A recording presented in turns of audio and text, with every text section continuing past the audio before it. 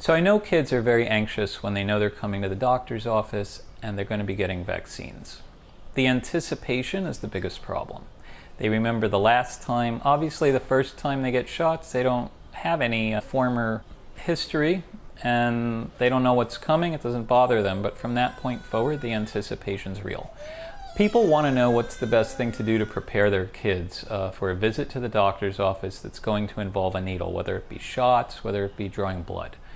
And it's different for every kid. Some kids, it doesn't faze them, they don't mind, you don't need to make an issue out of it.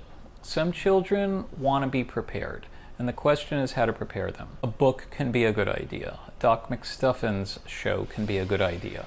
A toy can be a good idea. A home doctor's kit can be a good idea. Depending on the age of the child and their abstract thought process, it's going to dictate how much of how you explain it maybe is absorbed by them. I have had times where people come in, they have a 2-month-old getting shots and they want me to wait because they want to explain it to them. And I know they don't understand it, but in that case it makes the parent feel good that they've explained it. Maybe just the conversation is soothing in some way to hear their parent's voice, but obviously they don't understand it. And sometimes explaining it can backfire.